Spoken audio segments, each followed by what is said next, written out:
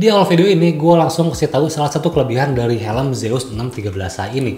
Buat sebuah modular helmet, ini bobotnya enteng banget. Pada mode full face, dia bobotnya hanya sekitar 1400-an gram aja.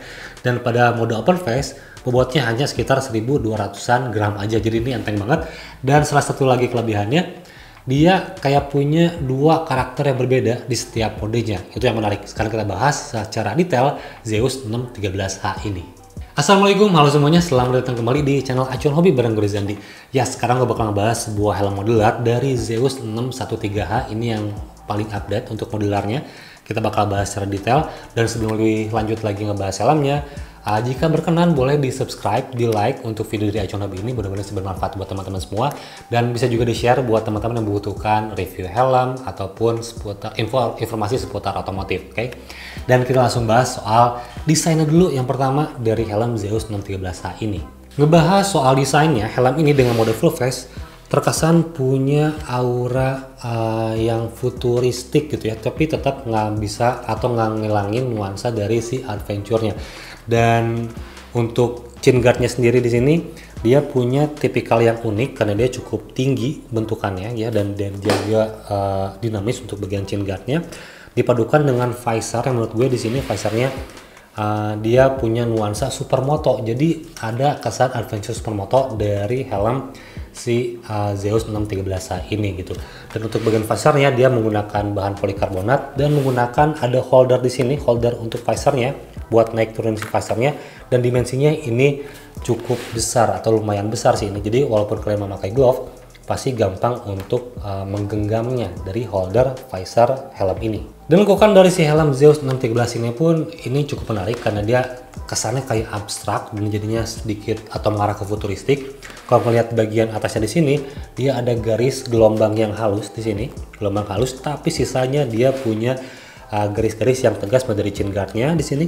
Ini kesan futuristiknya kerasa di bagian chin guard, dan bagian sampingnya dia ada garis yang akhirnya menyatu ke area belakang menjadi sudut kemiringan yang vertikal gitu. Sudutnya ada sudut vertikal gitu, tanpa spoiler untuk helm ini. Dan untuk bagian top head-nya pun di sini ada bentuk segitiga tambahan ya, di bagian atas ada bentuk segitiga sebagai aksennya juga. Jadi beneran abstrak banget untuk si streamline helm Zeus ini. Dan untuk mode open face-nya ini yang gue bilang di awal tadi, dia bakal berubah bentuk. Kalau misalnya dibentuk full face seperti ini, kesannya kayak adventure supermoto kalau gue bilang untuk kesan keseluruhannya. Tapi kalau misalnya kita buka si chin guard-nya dan berubah menjadi mode open face atau 3/4 jet helmet, ini karakternya berubah. Nah, langsung berubah total menurut gue, dan sekarang jadinya ini sebuah helm untuk urban commuting dengan nuansa perkotaan banget. Jadi helmnya nggak kerasa lagi supermotonya, apalagi visornya dia cuma 3/4 di sini, nggak full sampai ke bawah gitu. Pas turunin visor kayak gini, ini makin menjadi helmnya untuk helm perkotaan lah gitu. Dan ditambah juga bobotnya ringan, jadi emang cocok dipakai untuk perkotaan, untuk mode open face seperti ini. Lalu untuk helm ini juga sudah ada fitur sun visor. Jadi ada sun visor di helm ini dengan mekanismenya tuasnya di bagian kiri di sini, dan ini besar juga untuk dimensi tuasnya. Pasti gampang juga waktu di raih, waktu kita lagi riding dan menggunakan glove, ini pasti gampang. Dan dia untuk sun visornya intensitas kegelapannya cukup pekat sih ini. Mungkin ini di sekitar lebih dari 60% untuk tingkat kegelapan dari si sun visornya gitu. Cuman untuk posisinya ntar kita coba di bagian fitment. Dan sekarang kita ngomongin si ventilasinya. Ventilasinya pertama kita mulai dari si mount fan dulu, bagian chin guard. Di sini ini tuh ada dua buah ventilasi. Jadi yang pertama dia ada ventilasi yang di bagian tengah di sini dengan mekanismenya di sliding, yang di sliding ke atas ke bawah gitu ya. Dan di bagian kiri kanan ini yang berlubang, ini tuh intake ventilation yang bakal terus terbuka atau statis gitu ya, tanpa ada mekanisme penutupnya. Dan dia punya dua fitur yang berbeda. Untuk bagian tengah ini dia kemungkinan besar direct ke area visor untuk mengurangi embun waktu kita berkendara di cuaca dingin ataupun saat hujan, karena di bagian belakangnya tidak ada lubang di bagian tengahnya. Tapi untuk yang mode fan dengan kiri kanan dia terus terbuka yang mengarah ke arah mulut. Jadi ada dua fitur ventilasinya, satu ke visor, satu ke direct ke mulut kita. Dan ada tambahan chin curtain di sini. Dan kita lihat bagian intake di top headnya untuk ventilasinya di sini. Dia ada 3 buah intake untuk masuk udara ke dalam helmnya. Pertama di bagian kiri kanan dan bagian tengah. Untuk tengah ini semacam delta duct ya. Dan semuanya ini diklik. Oke, ini diklik, dan ini juga diklik. Dan untuk dimensinya pun, dimensi dari si intake-nya ini cukup besar ya. Kalau misalnya lihat dari samping, dia posisinya bukan di depan tapi ada di bagian tengah banget gitu, bukan di bagian jidat tapi di bagian tengah gitu. Lalu untuk outlet ventilation atau mengeluarkan hawa panas, dia ada 2 buah. Ada side fan di sini, ada side fan buat ngeluarin hawa panas juga, dan di bagian tengahnya ada yang menggantikan spoiler karena helm ini tanpa spoiler. Di sini ada juga untuk mengeluarkan hawa panas, dan di dalamnya di cover oleh kayak jaring-jaring ram kawat gitu loh. Jadi itu untuk si ventilasinya. Selebihnya ntar kita lihat bagian si IPS-nya untuk ngomongin soal ventilasinya. Dan untuk shell materialnya, helm ini menggunakan material 100% ABS yang secara subjektif gue bilang ini solid untuk helm-helm dari Zeus untuk ABS-nya. Dan untuk sertifikasinya dia sudah SNI dan juga DOT untuk di Indonesia. Tapi untuk produk global, untuk di negara lain, karena ini merupakan helm yang dipasarkan di berbagai macam benua, di Eropa, di Asia gitu ya. Dia menyesuaikan dengan negara tersebut. Kalau misalnya di China dia pakai CNS juga, kalau misalnya di Eropa dia juga punya sertifikasinya. Jadi dia punya sertifikasi yang berbagai macam sesuai dengan kebutuhan di negara di mana helm ini dipasarkan. Tapi untuk di Indonesia dia SNI dan juga DOT. Dan sekarang kita ngebahas soal interiornya. Oke, untuk bagian interior dia sebenarnya punya turunan teknologi dari versi open face-nya yang 631.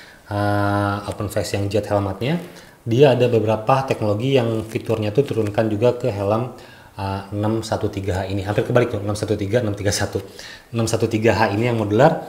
Dia punya teknologi yang pertama yang diturunkan dari yang versi sebelumnya, bukan diturunkan sih, cuma yang sama gitu ya, dengan versi open face terbarunya juga yang di Indonesia. Dia menggunakan sistem penguncian pop-up bakal yang setahu gue untuk Indonesia menggunakan sistem penguncian ini hanya di Zeus saja. Jadi bentukannya bukan retention, tapi dia pop-up. Dia ada 4 buah lubang untuk menguncinya gitu, dan ini menggunakan material stainless steel di sini. Udah besi itu, udah steel. Jadi oke, dan bahannya stainless. Itu yang pertama. Dan yang kedua, dia menggunakan cover cheat strap dan juga cheek pad yang buat busa pipi itu menyatu gitu. Jadi terintegrasi di sini. Jadi dia menyatu antara cheek pad dan juga chin strapnya, kesannya seperti menyatu karena dia punya cover yang terintegrasi gitu di sini ya. Jadi itu teknologi yang diturunkan dari yang bukan diturunkan, cuman sama dengan 631 gitu terbarunya. Dan untuk overall interiornya dia nuansanya gelap di sini, nuansanya hitam dengan menggunakan beberapa material. Pertama untuk aksennya dia menggunakan bahan sintetis yang kesannya kayak rubber kalau dipegang di sini, bukan kulit ya. Dia kayak rubber. Dan untuk aksen lainnya dia ada mesh di bagian atas, bagian cheek padnya ada mesh, jadi ngasih kesan dingin gitu ya untuk visualnya. Dan untuk kain utamanya dia menggunakan kayak microfiber gitu yang bisa menyerap keringat. Cuman emang nggak terlalu lembut, tapi efek positifnya bisa menyerap keringat. Dengan menggunakan football pattern di sini, kayak pattern sepak bola, bola sepak bola di sini untuk patternnya.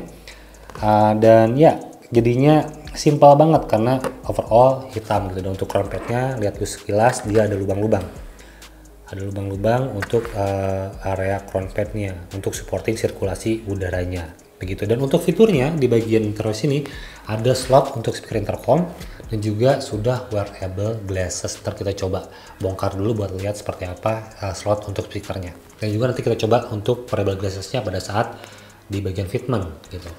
Dan satu lagi, ada hook cantolan di sini ring buat nyantolin ke motor kalian. Kalau misalnya nggak muat di bagasi gitu ya, dicantolin aja di sini gitu, ada nih. Jadi oke juga di situ. Oke, sekarang kita coba bongkar paddingnya.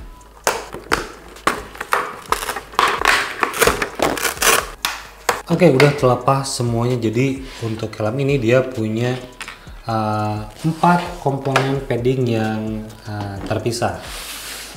Gue ngomongin dulu paddingnya sebelum masuk ke IPS-nya. Pertama ini ada crown pad, mahkota kepalanya crown pad. Lalu ada cheek pad untuk pipi, ada cheek pad kiri kanan, ada neck roll di sini, neck roll, dan terakhir ada chin curtain yang nempel ke si chin guardnya di sini untuk mengcover dagu kita, ya. Jadi itu ada 4. Dan pada saat melepas tadi sebenarnya sedikit butuh effort, bukan berarti keras ya.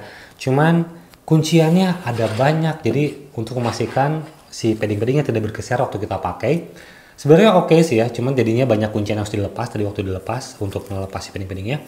Kita ngomongin soal chickpad dulu. Kunciannya ada 2 buah step button. Kuncian utamanya ada di sini ada cantolan juga, ada yang diselipin ke bagian belakang, ada velcro juga ya. Dan ini ada kuncian juga bagian atasnya yang menempel ke dekat bagian tuas sun visor lah, atau di tengahnya ya. Untuk lubang sun visornya di sini ada nempel juga diselipin. Jadi untuk chickpad aja kunciannya ada cukup banyak.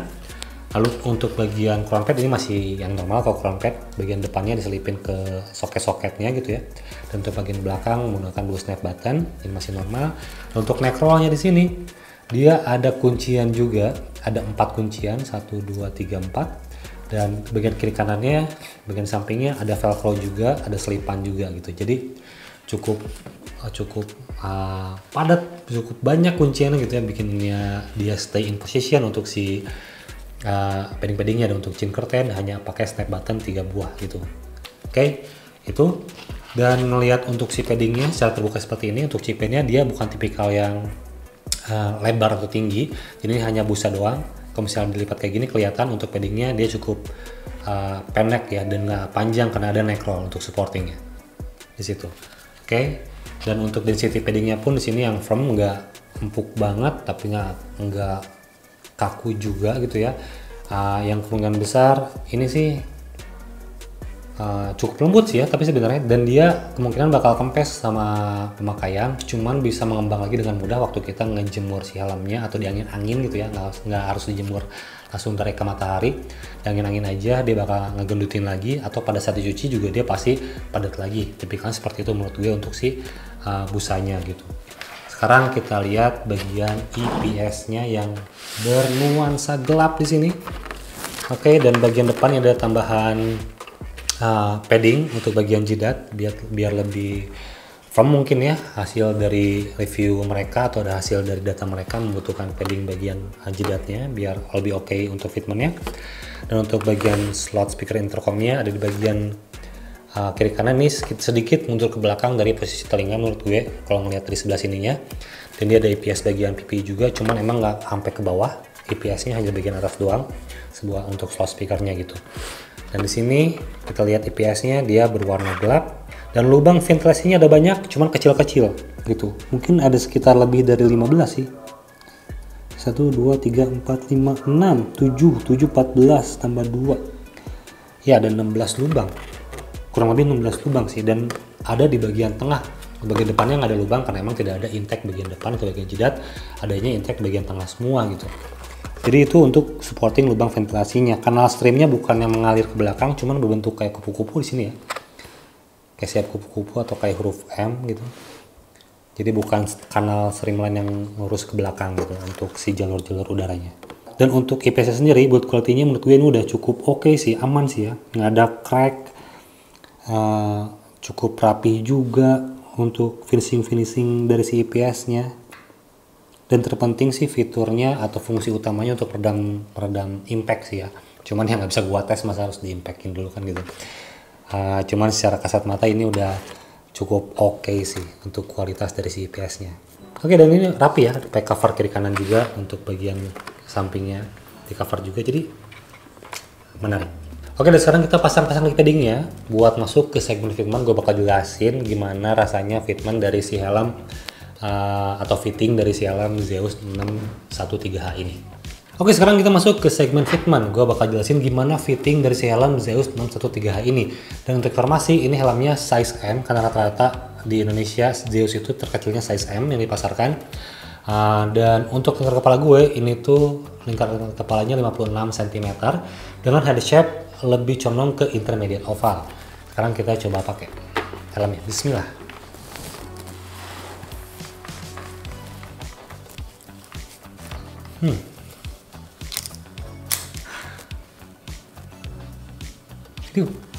Kayak panjang kotak, jadi kesan supermotonya makin kuat sih. Oke, dan yang pertama kerasa itu ini helmnya, bobotnya ringan, kerasa banget di kepala. Enak bobot helm meskipun dalam kondisi mode full face seperti ini tetap terasa ringannya. Dan yang gue notice pertama kali juga ini bagian chin strapnya atau kunciannya dia sedikit maju ke depan karena tadi bentukannya dia nyambung dengan bagian cheek pad. Jadi ada bagian depan, tapi emang nggak ngelebihin dagu sih. Yang penting tetap ada di belakang dagu buat kunciannya. Jadi aman sih ya untuk kunciannya, hanya di bagian depan aja. Dan kita ngomongin sekarang soal fitmentnya, baik untuk soal crown padnya, mahkota kepalanya ataupun untuk cheek padnya. Jadi untuk mahkota kepalanya, crown padnya di sini dia emang menyentuh kepala gue dengan cukup sempurna, tidak ada pressure point. Cuman emang ada loose sedikit di sini, mungkin karena sizingnya atau karena head shape-nya. Jadi setelah gue pakai, kemungkinan ini head shape-nya tuh lebih ke rounded menurut gue ya. Untuk head shape helm ini lebih ke rounded, jadi lebih umum banget buat kepala orang Asia yang rata-rata rounded.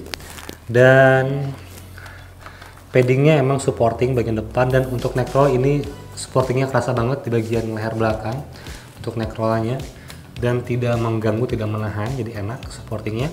Dan untuk bagian cheek pad ini mungkin ya soal bentuk muka gue yang emang cukup tirus, dia enggak menempel dengan sempurna gitu, enggak ngepres, hanya menempel doang untuk bagian cheek padnya. Tapi overall masih oke sih. Jadi kemungkinan si helm ini untuk sizingnya bisa kemungkinan true size, tapi buat teman-teman yang pengen sedikit leluasa, gue rekomendasiin buat upsize. Cuman true size masih aman banget buat teman-teman yang emang pengen snug fit gitu ya, semuanya terisi. Ini true size sih sebenarnya gitu untuk si helm Zeus 613H ini.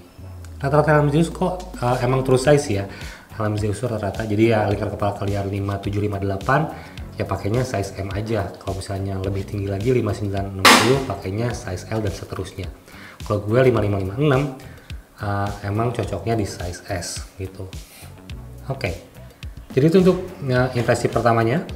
Dan untuk visibilitasnya, untuk model full face seperti ini, sebenarnya dia punya vertical view atas bawahnya tuh yang cukup pendek. Cuman emang nggak ngeganggu kita dalam fokus berkendara lah, masih aman buat ngeliat jalan. Dan untuk horizontal view-nya ini cukup luas, masih aman, bisa ngelihat spion tanpa harus menggelengkan kepala gitu ya. Cuman ngelirik kita masih bisa ngeliat spion, karena emang dia ini masih luas. Tapi emang soal chin guard-nya yang tinggi sih gitu. Jadi buat ngelihat speedometer harus sedikit menunduk ya, tipikal full face seperti itu sih ya. Itu aja untuk visibilitasnya. Dan untuk sun visor-nya, untuk mode full face seperti ini kesannya kayak oke sih, menutup dengan sempurna, celahnya cukup dikit. Kalau misalnya lihat dari sini celahnya dikit, kalau misalnya dari angle bawah kelihatan ada celahnya gitu. Cuman pada saat dipakai menurut gue fokusnya jadi enak, menutup dengan sempurna karena direct dari atas untuk matahari, dari arah silau gitu ya.